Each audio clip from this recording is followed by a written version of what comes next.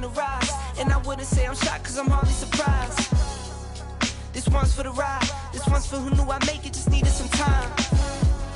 This one's for my wife. Could've left 1,000 times just so by my side. Telling my wife, I go, I gotta get home. I gotta get on with George. And she says, oh, it's been a while since you did one. I said, you know what, it has. I said, but I got the goal. I got to hit the goal of 100 still. I think it's like 53 or something. Well, you got to be consistent. That's the key to everything, right? Just a little consistency, whether it's working out or ball or freaking even lessons, whatever. Even fielding, coaching, yeah, anything, man. It's about consistency, right? Not being that one hit wonder. Gosh, and it's hard shows too. Up a couple times, yeah. You got to show up. It's hard, man. The name of the game. I think that's if you listen to anybody or talk to anybody about it, I think that's the secret sauce. Just show up every day. And it's funny too, because I had a college coach text me after the summer, or it was after one of the big tournaments, and they go, "Hey man, like congratulations, like your team's playing well. I've been following you, and from the fall till now, like congratulations, you did a great job." And I was thinking to myself, shit, I didn't do anything. I just didn't quit. I just didn't stop showing up. So yeah. How about you? How are things? Same thing, man. Got to show up, right? Got to show up every day, man. And on the phone, obviously I talked to you a couple times about recruiting some of your kids and all that. So yeah, same thing. Just trying to stay on it, man, but it's going to get competitive. Yeah. How has everything changed in your world, like over the last couple of years, recruiting wise? Like, I mean, you and I had a conversation once before. I think it was off air or whatever, just kind of bullshitting. But like you were just like talking about like where you guys are in recruiting and kind of how things have been working for you lately. Just in terms of like, hey, we get this kid, she does real good, and then all of a sudden, they moved somewhere else. I mean, talk a little bit about like how things have really changed for Fullerton over the last 5 years. Well, I mean, shoot, I won't go that far back to 5, but definitely, I would say the real impact has been the last 2.5, 3 years, right? Where it's really impact. I mean, we got not hit, but I mean, for Fullerton, when the new recruiting rules came into place, right? I don't know if you remember that a few years back when we used to recruit the 6th graders, 7th graders. And yeah, that was pretty crazy in itself, right?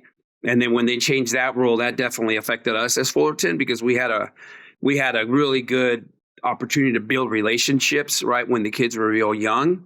But I think it was a good rule change, right, for that to happen and give kids a little more time to mature and make better decisions, right, at least firmer, tighter decisions that they can make. And us too, we could see the players develop and see where they're at.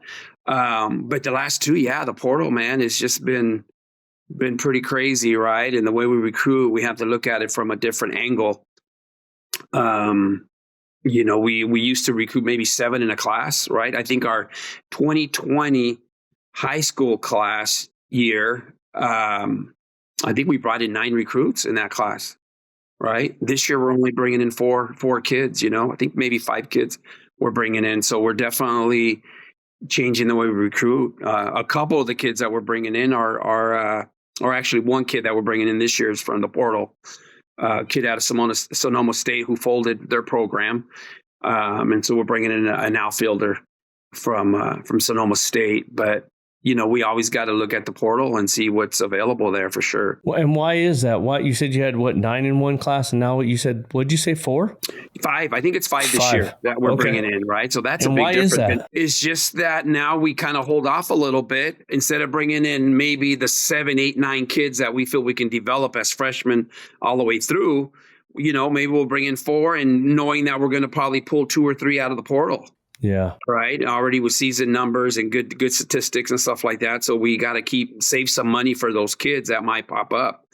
In the last 2 years, we've been fortunate enough to grab top kids out of the portal and it's paid off for us a little bit. So, and instead of going after everybody being a high school kid now, it's like, hey, we'll wait and see what pops around in May, right? Right after when the portal opens up, we'll take a good hard look at it. Yeah. And how like when you talk about the high school senior versus a kid who does have some college experience. I mean, we always talk about all the time about like you got to have some stats, right? Like you don't want to go into the portal with like, 4 at bats and, potential, because I don't know how much different you are than that high school student, other than you've been able to make it through a college season and get grades and all that. But how much do you guys weigh that when you look at 2 kids?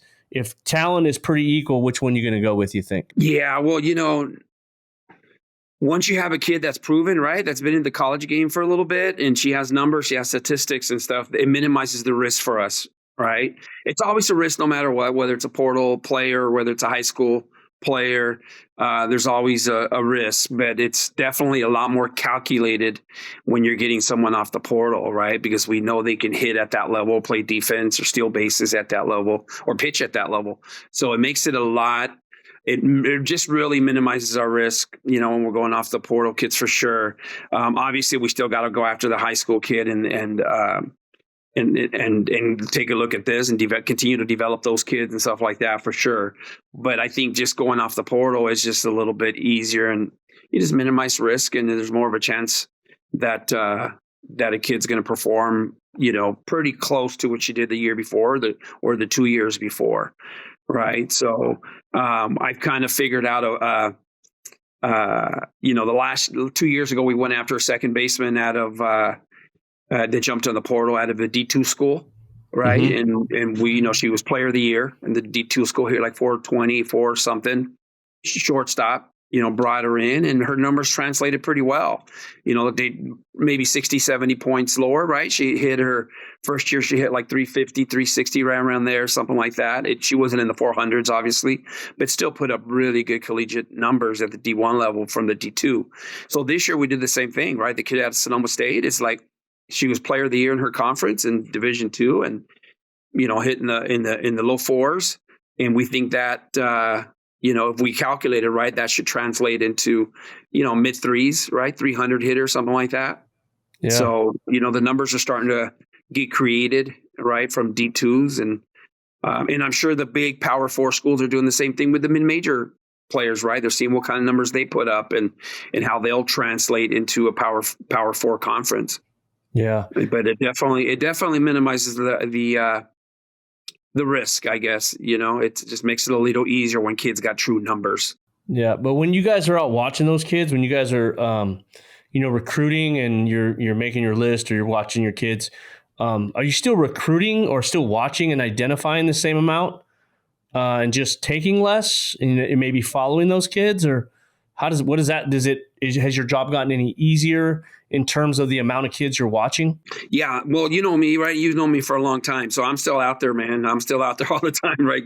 Watching and find that bouncing one around, from Huntington Beach, from field 5 to 4 to 7 and back to 3, and then driving over to Fountain Valley. So you know me, man, I'm still out there and working hard. I want to turn every stone that I could possibly turn. So I think the work is still there, and we still have to do that. I think where it's kind of changed a little bit is if we're on the fence on a kid, right? If it's a fence kid or on the bubble kid, however you want to interpret that, or whatever word you want to use for that, I think that it's just easier to say, you know what, we're just going to wait.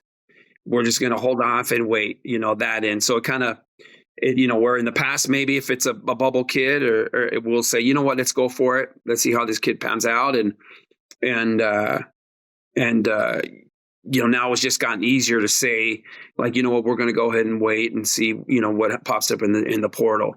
That's kind of changed a little bit for us. But as far as the workload and all that, no, we're still out there looking for top talent out of the high schools, right? That's where they all come from. Well, I shouldn't say all anymore, but most of them, you gotta still turn those stones, man, and those rocks, and flip them over and see what kind of talent is out there. So yeah, sometimes when you come out, I feel like you just come out to say hi. Like sometimes I feel like you're not even out there to watch kids. You just want to swing by and say hello, and I always appreciate that. Like I tell you every time. So that's always good. That's the thing, we got a couple though. Yeah. Well, that's the thing with you, right? It's like I kill 2 birds with 1 stone, sometimes 3. Yeah. I go out there and jaw jack a little bit, right? Talk about what's going on and tell old stories or whatever. That's always fun. And at the same time, looking at talent, that you always have that good talent out there. So I'm killing 2 birds with 1 stone when I go out to see you. So it's fun. It's fun. Good. Yeah, it's always good. And I'll tell you, and it's not all coaches are the same. Not all travel ball coaches are the same. Some really feel like in showcases, they really have to be in control, right? And so they can't leave and they can't get away to jaw jack or talk a little because they're so into the game. And but I think you, with your experience and stuff, you can get away and you can talk and you're relaxed, right? You're relaxed. Yeah. But believe it or not, man, there's some travel ball coaches that are pretty uptight. When I'm out recruiting, they're really wanting their kids to do well, and I get that too, right? Yeah.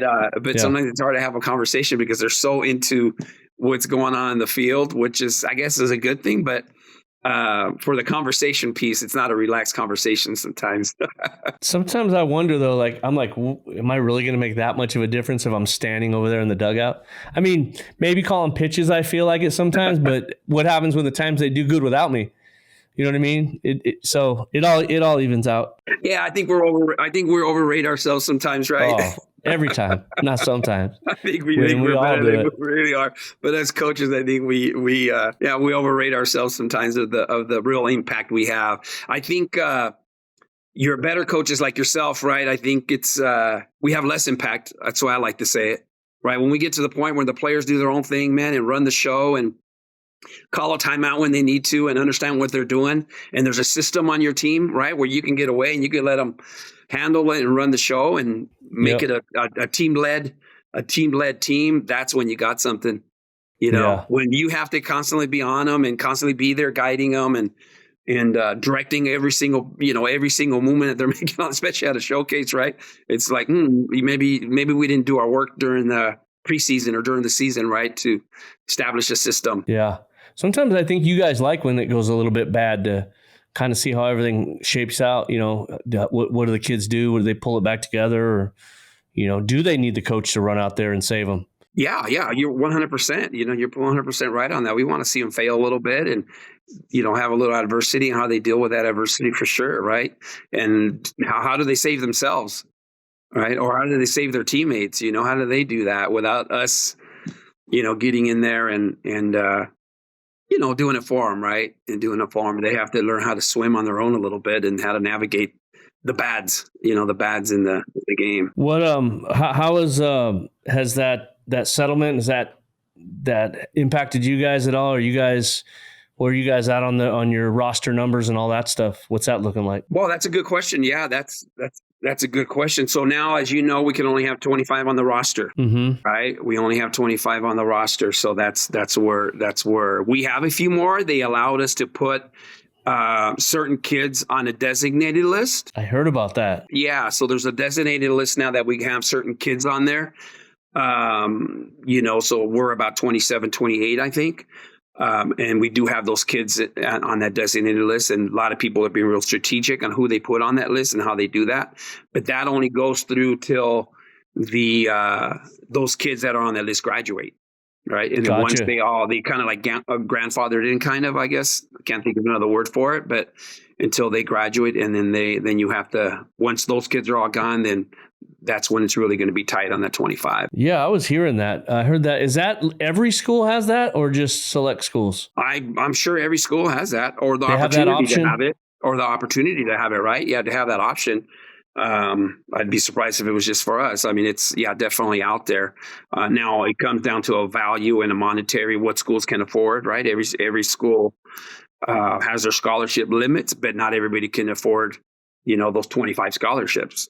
All right. So some schools might kick it up to 20, and I know you can have 25 scholarships, but we can only afford 20, for example, right? Depending on the institution. Yeah. I think there's I've talked to a lot of schools, and I was surprised at some of the schools that don't have 25 that I thought would. So, I think for whatever reason, they're trying to balance it out through their whole, because if you get 25 and then let's say the track team only gets a certain amount, then, it starts to there's an imbalance, and there's still the whole, it's got to be fair, right? Or equitable. Equitable. Yeah. It has to be equitable and trying to be fair and be able to, athletic departments have a tough job right now navigating through all that. It's not as easy as one might think. They're having to navigate through all those little pieces, man, and obstacles, right? And all the lawsuits and all that. So it's not an easy thing. Would you ever want that job? Athletic director? Yeah. It just seemed like it'd be tough, man.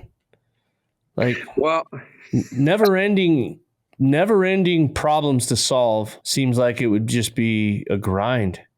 I saw before you answer that, I saw a post. I think it was today. Do you know who Don Stopa is? He was up at North Dakota. He was an assistant coach. I saw him post something about burnout. He stopped coaching. I forget how many years I read he had, but I seen him all the time for a while. He recruited a couple kids, and one day I texted him. He said, I'm done. He says, I'm going back to do something else. And same thing. Remember Jimmy Colitis, same thing. Yeah. But it sounded like the same. I read the I'll forward it to you. The Facebook post that I read, it sounded like there was some sort of documentary or docuseries about the burnout of college athletics and what it takes to actually, you think, oh, it's great, you coach, that's the best part, right? Coaching. And I think we talked about this last time about all the behind the scenes stuff that has to get done. But, he was talking about, everyone thinks it's great. I had a D1 job. I loved it and I wouldn't trade it for the world. But, the pay and things like that get really tough for especially somebody that's just beginning. So I don't know. I'll find it and dig it up. But what were you going to say about the athletic director job? That's something you would do? That's something that I absolutely would not do. You got me there. Gig. You got me there. I thought you were going the other way. Right. That's a tough gig, man. I mean, that's you got to really be made for that. In coaching too, right? You got to be made for the coaching end of it, but definitely the administrative side of college coaching is hard. And I think I mentioned this before, right, with you, but it almost drove me out of the game, right? I mean, I got into college coaching and man, I was at my first couple of years. I was doing, what seemed like it was a lot, right? With the travel and the airlines and the hotels and the meals and blah, blah, blah. I mean, that was director of ops stuff. And I really don't see how a lot of coaches can survive or programs can really, really survive to its fullest without a director of operations, right? That handles all that administrative stuff. Yeah. So people can coach, so we can coach and not only coach, but you got to remember sometimes we're counselors too, right? Right. And we're this and we're that. We wear a lot of hats when we're coaches. And when you're just constantly being bombarded with administrative duties, that makes it really hard. And I think that's what happened to me my first two or 3 years. I was just having to navigate all the little ins and outs of a Division I program, right? Whether it's with uniforms or getting the girls' shoe sizes right, or ordering the batting glove, whatever all those little things entail. It's not as easy as people think. That's a full time. And we're fortunate at Fullerton, right, where that's a full-time paid position for our director of operations. And that made our job so much easier. And it kept me loving the game, right? So, and Randy, I've been in this a long time, man, but I still love it. I still love being on the field. I still love competing. It's just still so much fun. It seems too like that director of ops job. Isn't that normally like an entry level job for a coach or for somebody? It seems like it's always that kid that was around the program. Maybe they're not the GA. They go the other direction, director of ops. And it just seems like that's not something you want to be inconsistent or, the level of how the performance level, like let's say, we used to get, meals here and we used to stay here and our travel was, seamless. And all of a sudden this year, someone's got to learn how to do that. Is that something you had to figure out on your own when you got that job? Or did you have somebody that kind of guided you? Hey, this is where we do this, or, hey, this is, how we do our meals, or this is how you figure out, how much transportation we need. Is that something that you were taught or you had to figure out? I was pretty fortunate, right? So when I came to Cal State Fullerton back in 2012 or so, right around there was a coach. Obviously Kelly Ford brought me in. Her and I started together. Literally started about a week or 2 weeks apart, right? She got the job and offered me the position, but there was an associate head coach there in place, and Dee Wyman, that was her name back in her playing days, but Dee Kingsbury, who still works at Fullerton in the academic department, but she was the associate head coach there and pitching coach. And she kind of knew where all the, all the paper clips were, right? Where to get this and where to get that and how to do certain things. She kind of guided me through it. And she had her hands full with she handled the academic side, right? One of the coaches has to stay on the academics, and she handled that end of it. And also she did some director of ops stuff. So she kind of guided me through it. And I was really fortunate to have her, because at that point, I think she was there already 12, 13 years as a coach at Fullerton, right? And oh man, I don't know if you know Dee Dee Kingsbury, but she's an amazing pitcher at UCLA, right? I heard that name before. Yeah, she was an amazing pitcher. Her and Lisa were at UCLA together, and Fernandez, and she was just an amazing pitcher. But also, wow, what a hard worker. Extremely hard worker, and just guided me through the system that she had in place. So it made it easy for me to come in. And then one year when they first said we can have a director of ops, we brought in Caitlin Grimes, who's the hitting coach at San Diego State. Yeah. Right. So Curly is amazing.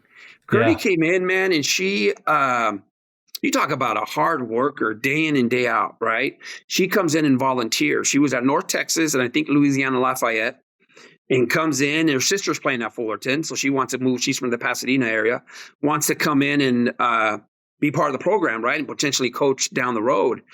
And we didn't have any coaching positions open. But they initiated the director of ops position.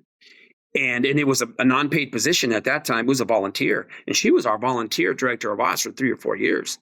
She would survive off doing camps and doing all that stuff. And then finally, we hired her as our hitting coach, and took off from then. But man, what a worker! She was an amazing. As far as administration, she is fantastic and a fantastic coach. You just have to do a couple of Araujo fielding camps a week, and you'll be fine. That's it. I set her up with. I actually set her up with hitting camps. Taught her how to do hitting camps and how to structure them and all that, where it's more productive, and it became really good for her. So she was able to survive and navigate all that, and then eventually she got her first paid position, and then she was fine after that. But it's a grind, right? Like you said, it's a position usually for young kids, usually right out of college. Yeah. Right. Usually right out of college, but you got to be really good at organization and really good on staying on top of things, right? And being an extremely, extremely good forward thinker. So that's a position that gets overlooked a lot. I'll tell you that. So I hope there's some director of ops out there listening, because I give them my props, man. Them and good first baseman, right? Yeah. They are overlooked, man. Overlooked until something gets dropped. Absolutely. Speaking about Curdy Grimes, I don't want to take too much of the time on this, but we had a kid. We were in a situation, I think it was 2 years, I don't know, maybe 6-7 years ago, or right before COVID or something. And we had a kid that can hit, man. Like, she was good. She can hit with anybody, but unfortunately, she really couldn't catch the ball well, or she was a catcher by trade. Yep. So we're like, well, hey, let's stick her. You know what? Let's stick her over at first base. And Curly's like, no, wait, man, we can't stick her over there at first base. And I said, you're a middle infielder. How could you say that? Yeah.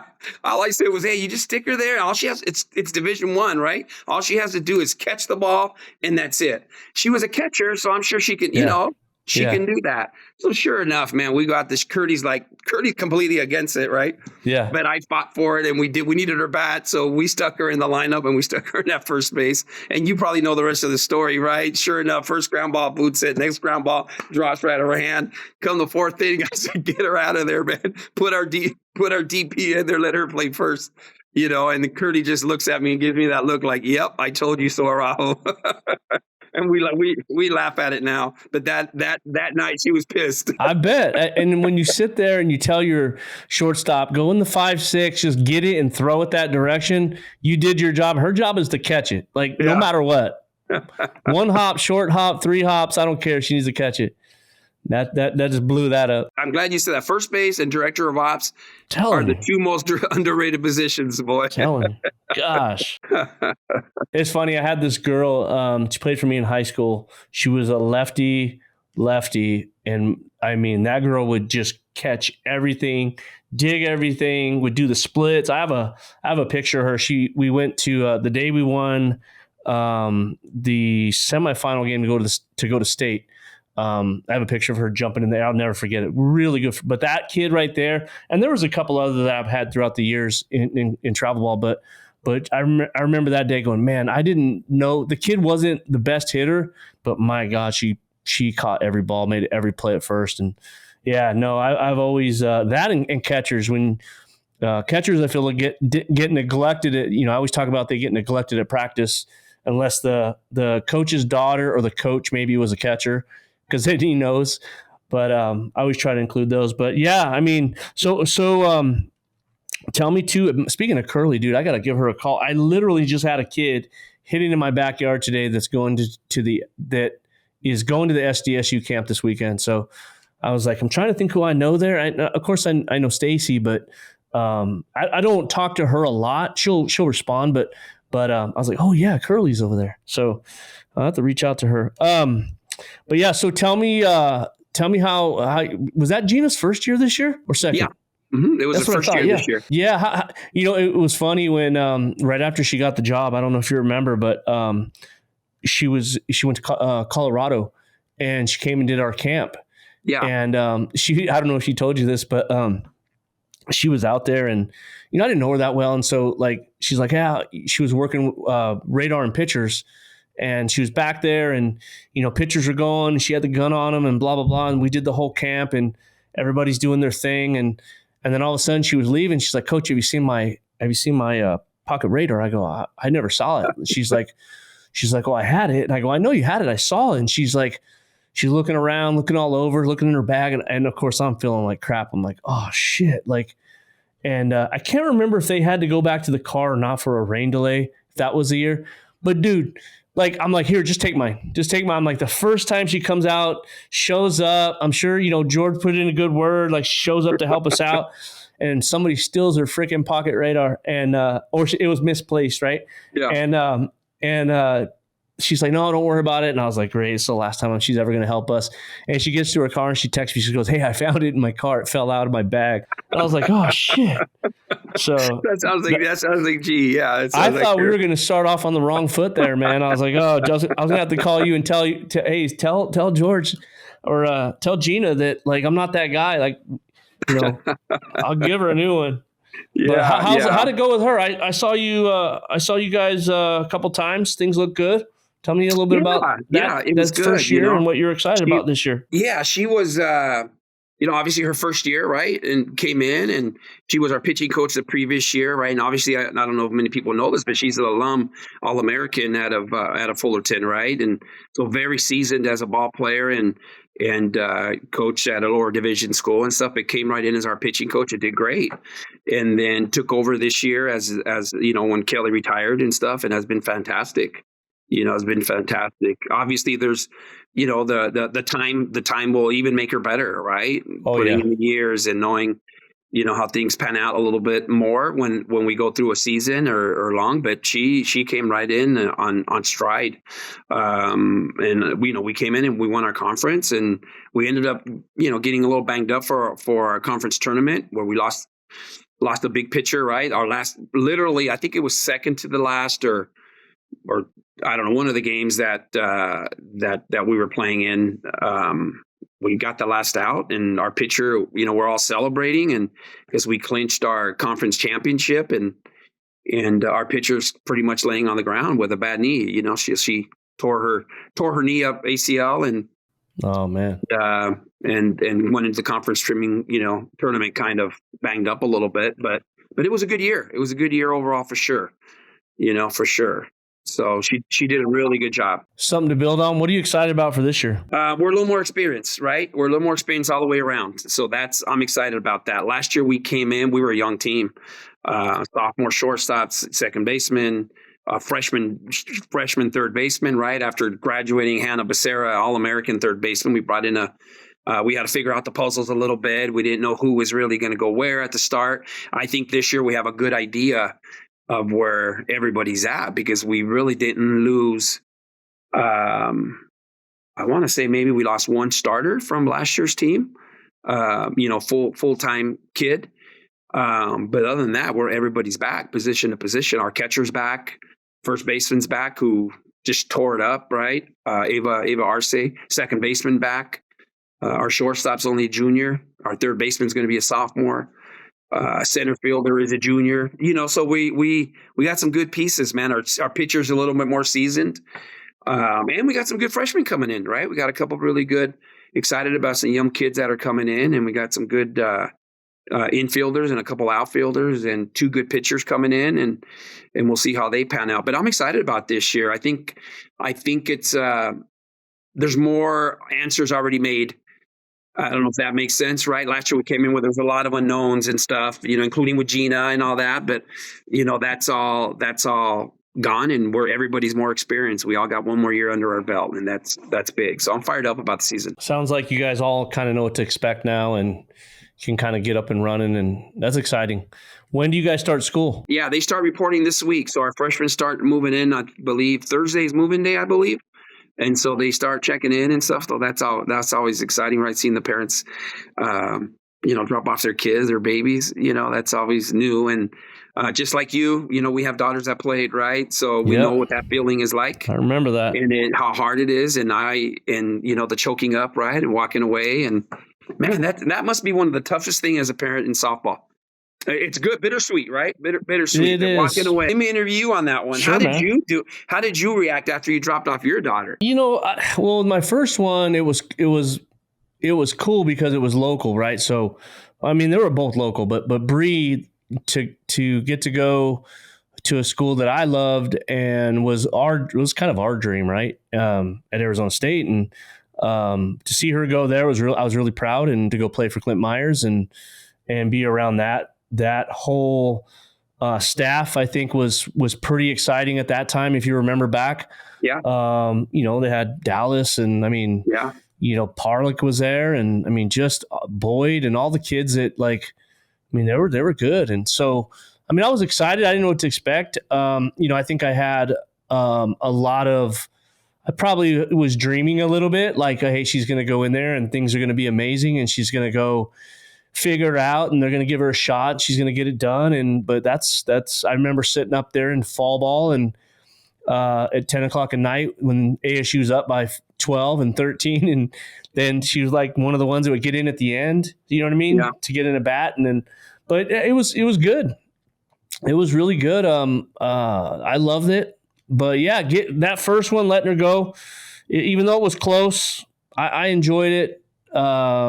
Got better at it, right? Just like, I don't know if I ever told you the story, but I was really hard on my oldest daughter. I was really hard on her. And I remember there's a local, I don't know if I told you the story, but there's a local store called Cleats, and they sell baseball and softball equipment, right? And I was so mad at her because she didn't hit very well. And so I pulled up there, 'cause it's on our way home, and I pulled up and I said, get out and go see if you can buy some hits in there. And she gets out of the car and starts getting out. And I said, oh, shit. So I said, hey, come here. And so, I mean, I was that guy, but with my second one, I learned. And so, kind of feeling the way I felt to kind of let her go. And I kind of had a little bit more realistic expectation on my second one. But yeah, no, it was good, man. I mean, those are such good memories. And it's really not like the softball, I think, as much as you miss. And this is where I always tell everybody too, like, you'll really know if you like coaching that first event you attend without your kid, because you're sitting in a hotel room by yourself. Before it was like you go to the game, you get some food with your kid, and you go back to the hotel, your kid takes a shower, you might be looking at scores or whatever. But now, I go back to my room and I'm by myself. I'm sitting in my hotel room by myself. I'm, looking at stats or just, but so you really get it. But yeah, I mean, my expectations were better with my second one, but yeah, it was great, man. It was great.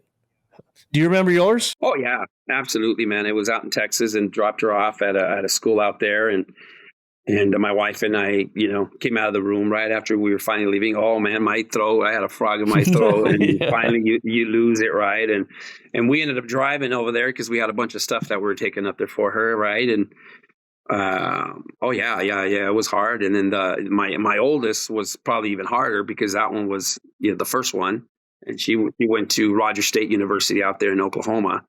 And that was tough, right? So they're all hard, they're all hard. You get a little better, I guess. You understand that they're going to be better from it, right? So that. But man, there's nothing like a piece missing out of your heart.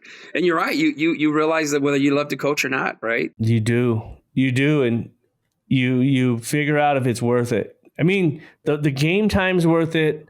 the relationships with the kid to me is so much fun. But, just even right now, coming off of, we went to nationals when I think I got home the 23rd or somewhere in there of July, and and somewhere in there. And then I honestly just stopped doing softball stuff this past weekend, from nonstop every day trying to get everything put back together and moving forward. And so part of me is like, is it time? Is it, but man, I watch everybody else try to step away and they all miss it and they try to get back into it. And I'm like, I'm not giving up nothing until I have to, you know what I mean? And they're going to have to make me stop. I think people are going to have to stop showing up or just feel like I can't provide anything. But right now I still like it, man. I still enjoy it. But yeah, it's fun. How about you? You still got it? You still got that feeling? Oh yeah. I do, man. I probably have it even more sometimes after COVID. I think I mentioned it to you last time. After COVID, that kind of like, okay, yeah, I like doing this stuff, right? Yeah. It's like because I was at home doing nothing, and that was hard. So I can't do that. I already know I can't do that. So I really enjoy what I do and I love what I do. So it's pretty cool. And my season doesn't end, right? Because I coach the Mexican team. So man, as soon as I got back, we went on a couple games here and there, and then flew out to Colombia for almost 2.5 weeks, and I was gone there. And then, so it keeps going. Tell me about that. You got done with college, and then what did it look like? You got done rolling and I got done rolling and then change your gear. Yeah, I had to change colors right for a little bit, and different hat, different shirt, and different role, and it's and trying to put that team together, right? Finalize a few pieces of the puzzle with that team, and then head out to. We came here to California, and obviously it's local for me, but a lot of the girls flew into California, and we played in Lou Simon's league here. He has a great collegiate league here in SoCal. The league, yeah. Yeah, I heard about that. You've heard of it? Yeah, it's really good, man. It's Race went down, remember? Yeah. Racy came down and pitched and did great. But so we played in that a few weekends, to get the team ready and stuff for the Pan Am games out in Colombia. Did that for a few weeks. George, you're the head coach, right? Are you the head coach? Yeah. Yep. That's what I thought. The Mexican team. And there's also Nancy Prieto, who's also the co-head coach with me on that team. Okay. And we've been together for quite a bit, so, and she's great. She coaches out in the pro league out there with one of the teams, and she's a fantastic coach as well.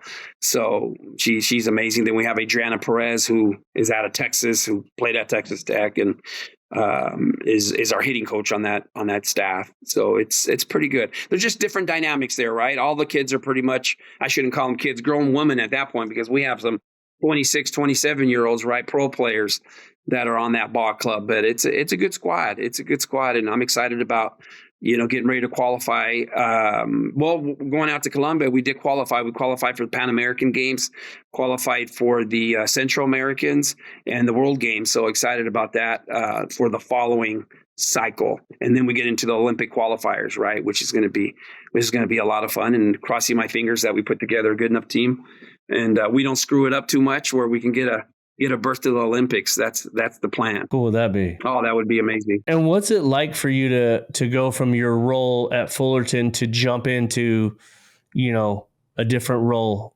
with the Mexican team? Like just how does your mindset change of how you handle everything? Yeah. Or does it? It really doesn't, Randy. It really doesn't. It really doesn't. I'm pretty fortunate at Fullerton. Obviously when Kelly Ford was there, right? She knew what I can do, and she allowed me to do what I do. You know what I mean? And it never felt like there was a difference between being an associate and a head coach, that kind of role. It was always, equal decisions pretty much, with our trust for each other. It was always pretty good.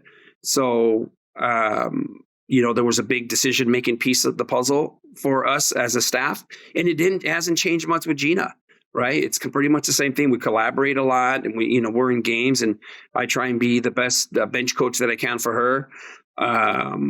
But she's also not a micromanager, and allows not just me, but the rest of the coaching staff do what we do. So I feel like I'm a head coach in a way, right? So it's not decisions are being made, and I'm part of the decision-making process. So that feels good, because that's what you want to do ultimately, right? Is impact the game a little bit. And when I transition over to the Mexican team, it's pretty much, obviously it's kind of automatic, right? It's automatic. And I try and treat the other coaches that are with me the same way as I've been treated by Kelly and by Gina, and the way the things are run, right? I always say I don't want another me on the field, right? We don't need that. We need people that are going to give good advice, good opinions, and then ultimately somebody has to make that decision. So, but no, it's not a hard transition for me from that end, from the coaching side. What is a little bit hard is with the Mexican team. Like I said, you're dealing with 27, 28-year-olds, and you're not coaching them. You're coaching them in the sense that you're guiding them and managing, right? But you're not really working on the hitting end. You're not working on the fielding end so much. These girls are already seasoned. A lot of them already earn a living, right, or make a living from playing the game. So, and now we only have them such a short amount of time. It's more of a, hey, what is it you need from me, right? What do you need before this game, or what do you need at this practice? Hey, I want to coach George. Can I work on some backhands? Can I work on this, right? Or those little things. I'm more open to what they tell me, and they put the system in place for me, right? What they need and what their needs are, and their bodies too, right? Because from a physical standpoint, they're older and they need different recovery times and different, their bodies are feeling a little bit different right after a doubleheader or after a game. So their recovery, really paid close attention to the recovery, so they're ready to perform the next day or the day after. That kind of stuff is really important. And then obviously making the lineup and making in-game decisions, right? That managerial part. But as far as the players, they kind of, we'll put systems in, right? First and third systems, one coverage systems in and all that stuff. Whatever, what most teams have, we'll incorporate that stuff. And obviously we do have our philosophies on certain things. Maybe it's cut and relay, maybe it's first and thirds, or who covers where, that kind of stuff. Yeah. I definitely put that in, but it's not much, and it's really quick, and they catch fast. Yeah. They just know where they've been in so many systems, and I'm sure they've seen it so many different ways. They just want to know what you want or what the team's system is going to be, and they can make it happen. Yeah. Yeah. And our goal now is to let them, hopefully we get them to play a lot together. So they understand each other a little bit better, right? As far as who's going to be where and each, their tendencies, right? So the more they can play with each other and play games, they'll understand their tendencies, whether it's a feed from the shortstop to second.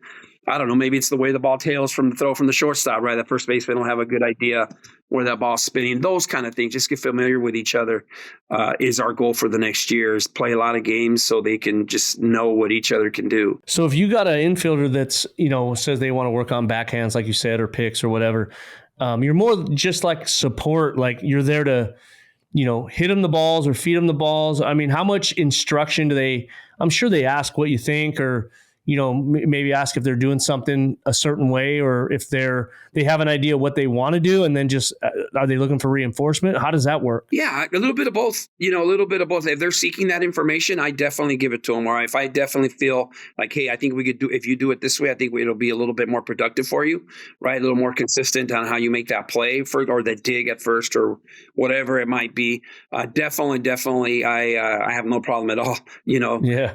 Fixing something that I see that might need fixing a little bit. But if it's not broke, I also know when to leave it alone, because obviously they've been successful at whatever. They wouldn't be on this team if they weren't successful at the level they were at before. But a lot of them, a lot of these elite ball players, man, they want information, and they constantly want to get better, and they're constantly picking my brain. Right? Why this? Why that? Why do we do this? Hey, why don't we do this? Or, we talk the game. It's really interesting. We sit in the dugout. Maybe they're not in the game at that point or whatever, and we're talking softball, of why this, why that, and it's really cool, because you got there's a lot of coaches out there, which is nice, right? They're into the game, but yeah, some of them do want a lot. They want to get better at something, right? They all come every day wanting to get better at something, and they're not afraid to ask, and I'm not afraid to tell them either if I see it. So it's interesting. It's really.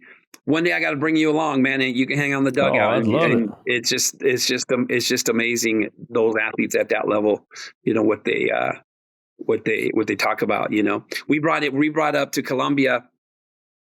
We have a shortstop. Savannah Wiley, who plays at Liberty. And I don't know if you watch the College World Series, but she hurt her arm. She's banged up with her arm, so she couldn't make the trip to Columbia. So at the last moment, we're struggling for a shortstop, right? We're planning on her being the shortstop out in Columbia, and unfortunately she got hurt. So now we're scrambling, and I'm trying to say, okay, where am I going to find a Mexican kid that can play a high-end level of shortstop? So we brought in the Fullerton shortstop. I said, shoot, I got one here in my own backyard. And we brought her in, got her paperwork, and it turns out, all the lineage and all that stuff lines up. And so we got her on the roster, and I was a little nervous about it, because she's a young kid, sophomore. And that's a kid that I really gave a lot of feedback to. So one of my things that I told her and some of the other young players, I said, look, when you play international, it's not like you're playing in the States, right? They're going to come at you. They're going to come at you and they're going to take you out. A lot of these countries, Randy, the players that are on these countries like Cuba, Venezuela, Colombia, the countries down in South America, right? That's what they do. They play on these national teams, and that's how they feed themselves and how they feed their families, right? If they're on a national team, then they get taken care of pretty well. If they're not on a national team, then all of a sudden they're out in the real world, and sometimes it's not very good for them or very kind out there, right? And especially in a country like Cuba or something. So they play the game a little different, it's sometimes literally, I think they play the game like if it's life or death sometimes, as far as the physicality of it, right? It's like they're getting after it, man. And they're playing the game because it's life and death for them. And it literally is. So anyways, our second baseman, Sarah, I tell her, hey man, when you go catch a ball or on a steal or something, you got to get in there. You got to hold your ground and you got to brace yourself because they're going to come in and they're going to, try and knock you down or maybe even spike you. And it's not that it's dirty. It's that they just go hard, and the rules are a little different international as well. So sure enough, we're in the middle of a game against Dominicans and, girl steals. Our catcher throws a perfect throw to second base. Sarah's at second. Ball comes in. Boom, the girl comes in hard, flips her, ball goes flying, her glove goes flying off, right? She comes to the dugout, her eyes are a little teary-eyed, right? I had to tell the assistant coach, Adriana, you got to go talk to her, man. You got to let her know. I've already told her once. She's got to hold her ground and get them before they get her because they're going to get her. And so Adriana goes over there and tells her, and kind of just sets her straight. Like, dude, this is what Coach George was talking about, right? That's exactly what he was talking about. And she was firm with her, and Sarah just nodded her head yes, and she got better from then on. So Adriana did a good job, kind of getting the point across, right, that we were trying to get, because the game is played a little different at that level. Yeah, this sounds really like dog eat dog out there. Oh, it really is, man. It's really awesome. It's really awesome. That sounds fun. When do you guys play again? We don't play until, I believe, November. We'll get out and play some games. Okay. Yeah, we'll get out and play some games out in November and stuff like that. So I don't know I forget where we're at. Yeah, because I asked you about, I heard there was something going on in Oklahoma late September. Yeah, that's a big event, right? Those are the World Games out in Oklahoma City, and that's a huge tournament for the sub-18. That's the way they call it in international, or 18 and under. 18 and under division, right? So you have some of the best players in the world going out there to play in that. And it's really exciting. They play in the big Oklahoma City, in the big stadium where they play the College World Series. And that's a lot of the girls get tested, right? And you'll have Team USA out there, Japan, obviously Mexico, and all the other countries. That's a big tournament, and every team has to qualify to get there. So it hasn't been an easy road for Mexico to get there. And luckily they qualified, and they'll be playing there. So hopefully they do well, right? Because I think it represents what the future holds. Those kids that are going to that, I see them possibly, if they continue to develop, right? Possibly the 32 Olympic kind of bunch of kids who will probably be qualifying that 18 and under group that'll be out there in September. I see, at least half of that team potentially being part of the 1930. Well, that sounds like a long time away, doesn't it? It ain't. It's not, right? Yeah. So 5, I see 7 that group years, hopefully, right? Yeah, being part of that 2032 Olympics, and I forget where that one Olympics is going to be, right? But speaking of Olympics, I don't know if you heard, but the Olympics are going to be in Oklahoma City. I was kind of bummed out about that. Really? Yeah. I thought it was in LA. It is. The Olympics are in LA, but they decided to move softball the softball part of it to Oklahoma City, and I was really, but I think every single coach that I've talked to just about is really disappointed that the Olympic Committee decided to do that. Right. That's going to be. Could we just not find a facility, or? Randy, I wish I knew. I wish and I guess I'll be politically incorrect. I don't care. But, there's some powers that decided to do it in Oklahoma City. And I don't know why, because there's definitely enough venues out here in Southern California to hold an event like that. Right. I mean, just here in Southern California with us at Cal State Fullerton, we have a beautiful baseball field out there that they can convert into a softball field.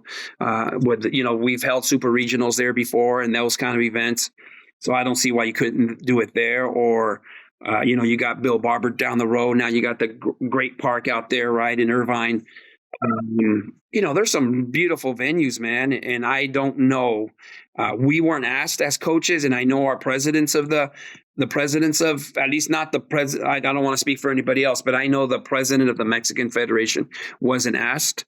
And yeah, I wish somebody could give me that answer, to be honest. And maybe somebody has that answer and I just don't know it. But I've been trying to think through it logically, what the reason was behind it. And I haven't been able to figure that out. And that, to me, that's a shame that a lot of girls, whether we qualify or not, right, of the girls that are going to be in that tournament, the young woman that'll be there won't be able to experience the Olympic, or how do I want to say it? They won't be able to have that Olympic experience to the fullest, right? And to me, because they're not a part of the big celebration, right? I don't know what the structure is going to be as far as the opening ceremonies. I'm sure they'll do something to navigate through that, but it's just, there's nothing like being in the Olympic Village, amongst the other athletes, eating with them, staying with them, sharing pins with each other, having conversations, right, with the other athletes or the other coaching staffs, living in this whole same area.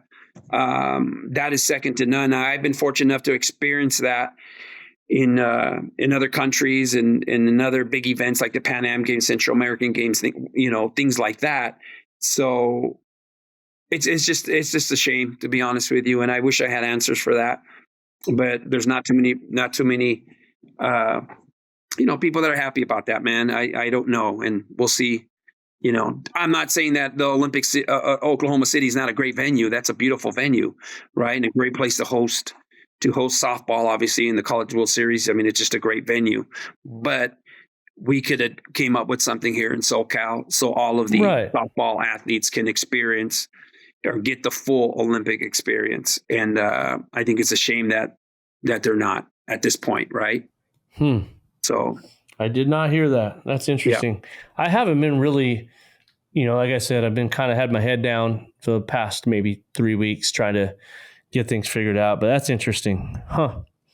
And I'll be talking to more people this over the next couple months. So that's definitely going to be a question I'm going to ask. And I hope, and I'm just going to say this right now, I hope you play that little clip somewhere so that people hear it.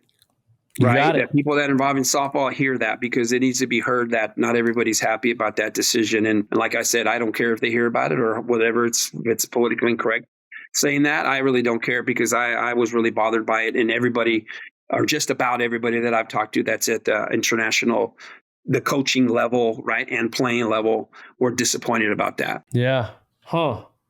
That's crazy. Definitely looking forward to hearing more on that.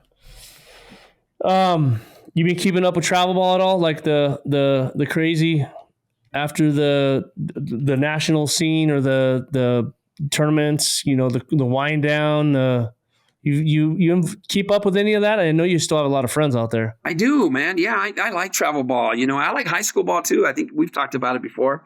I like it all. Right. And it all has its place. Right. High school ball and then travel. And so I do keep up with it as much as I can. Right. Who's doing that? Who's moving where? Who's doing what? Right. Who changed organizations or just keeping my, that's what I do. So I definitely keep my eyes on it. Right. And try and hear what's going on out there, because that's important for me. Right. Who's doing what kids are moving where, and who's getting stronger, who's going to be the good 16 under team next year or 18 team, So, and yeah, I was in Kansas City, and I think we had a game break or something, and I was walking around. I got some pizza, and you know me, man, I like to eat, so I'm always eating. And I'm eating some pizza, and I saw Kim Howard, and yeah, he was walking around. He was talking to coach. That dude's always working. It's one thing I always there noticed is. about him. He's always out there talking. And I said, "Hey, Yeah. what are you doing, man?" He goes, "I'm working." And he goes, "Hey," he goes, "Hey, man, I really like what you're doing." And he says, "Might have to have a conversation with you."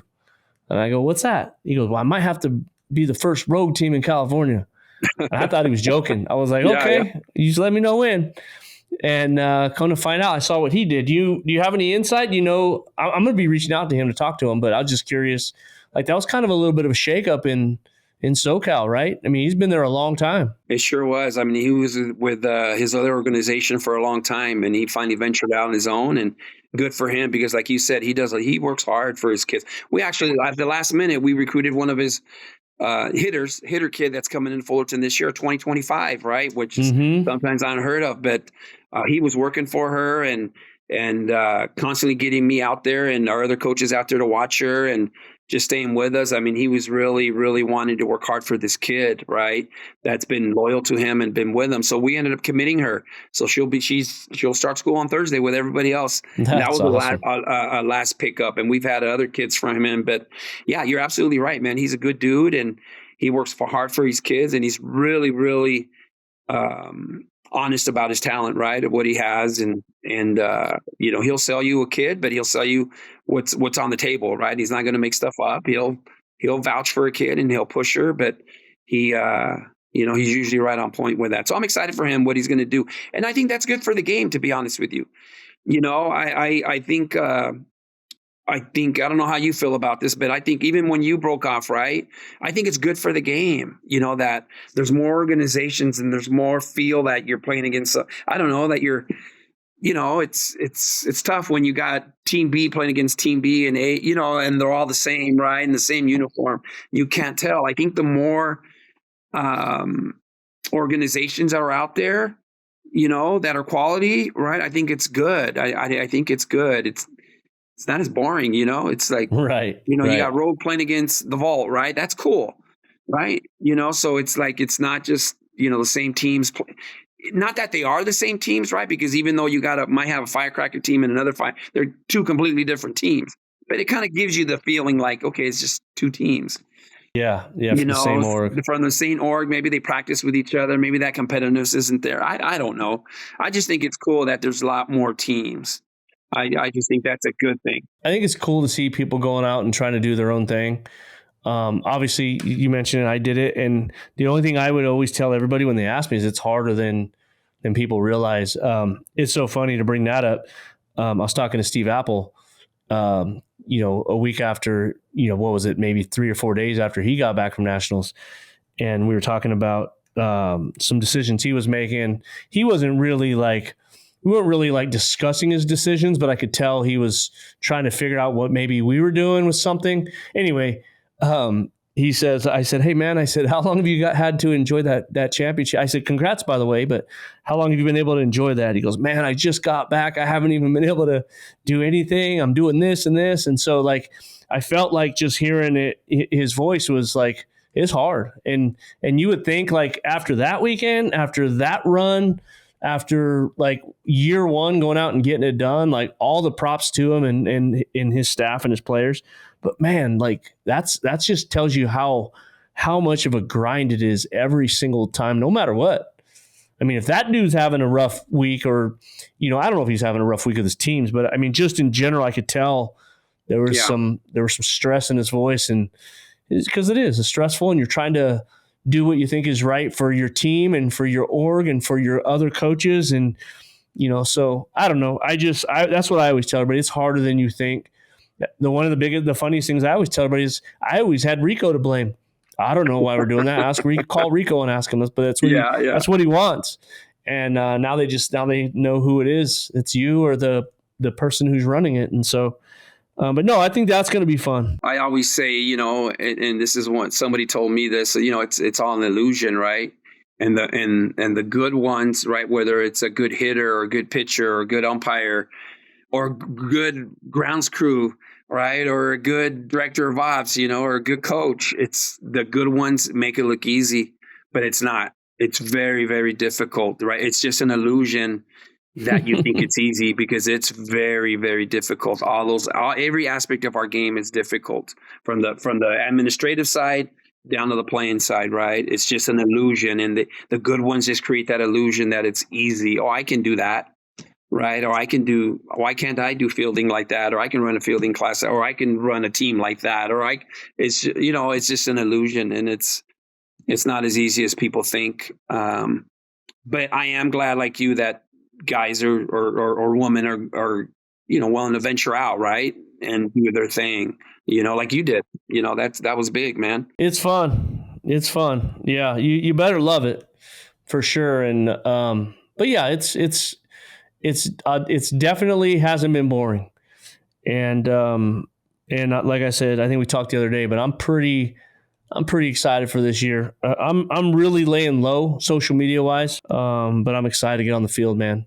Yeah, I'm excited. I was excited to get on this too, man. Yeah, I haven't done it. Is that Red Bull you got back there, or what do you got back there? It looks like you got your Red Bull ready. Or... Oh yeah, that's my Red Bull. Yep. There you go, man. You need that. You know what's funny is every time Racy comes down, she always brings me a case of Red Bull because they own a convenience store up in Payson. Have you ever been there? I never have. Uncle Tom's? Yeah. So I've seen it from an airplane. Have you really? So it's funny. Me and Racy are sitting next to each other, right next to you on the airplane. For those that don't know, Racy played for Randy, and she played at Kelsey Fulton for a bit. And so anyways, and she's also, part of the Mexican team. And so we're flying out. I don't know if we're going out to Chile or Guatemala or something like that. So we're flying on this big plane, with all the bells and whistles with the screen where you're flying and all that. So we push on the flight, and literally Racy was able to focus down on that, the flight part, focus down onto her mom's gas station down there. And you could literally see it, man. She goes, there's the parking lot. There's that. So like I said, I've seen it from about 35,000 feet up in the air. Yeah. Every time she comes into town, she brings me a case of Red Bull. She brings me a Red Bull and a payday. I always had paydays. To be honest, I haven't had paydays in a while until she brings them to me because she came in and pitched. She got some pitching time in this summer at practice. But yeah, man, I told her next year. I said, man, I'd really like to have an org pitching coach, and I think she'd be perfect for her. Or who I just talked to yesterday or a couple days ago was I just texted Mariah Lopez out of the blue. Uh-huh. I was just thinking because I was at the school and because she went to my high school too. And I texted Mariah Lopez. I said, hey, where are you at? And she called me. She goes, I'm actually in Oklahoma. Do you know she's coaching at an NAIA school? I think it's called Mid-America College or Mid-America University. Yeah, I did not know that because she was at CBU, yeah? No, she was at Utah. Remember the lefty? Utah. Yeah. Okay. The lefty at Utah. I'm thinking of the other Mariah. Yes, she's a coach. Yeah, she's a pitching coach there. Okay. Hey, she's a Mariah Lopez too, huh? Yeah. Mm-hmm. Yeah, sure she was at Oklahoma or something. Wasn't she? She was at University of Oklahoma. And she was at CBU, I think. She is still there, I think. Yeah, okay. Well, they got a new coaching staff, so I don't know if they... You're right. Yeah. Well, Mariah Lopez, the one you're talking about, I've been trying to recruit her for the Mexican team for the longest time. So what happened?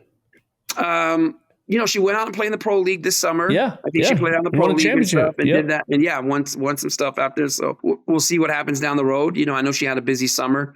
So, it's like we talked about, it's not easy, right? It's hard.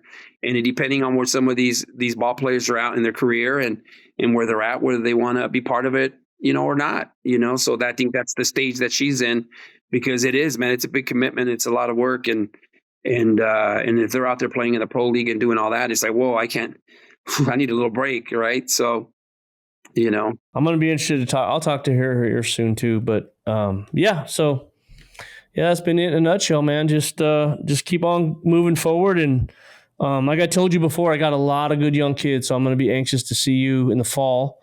I know we talked a little bit about, give me a call during after you get going and we can see if there's a way to connect.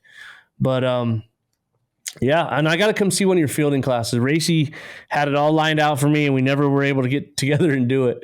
But I wanted to get something going organizationally too, so I might pick your brain on that. You know, I always tell people, man, like if you want to come out, watch, do what you want, come out and check it out. And I'm gonna be a Tony Medina. I'm gonna come you record can be a it. Tony Medina out there and watching it, and I'm gonna record it and record this. Take the good in the bad, right? So yeah, you know, all good. It's a lot of fun, and I miss Racy helping me. She was my right hand person out there, man.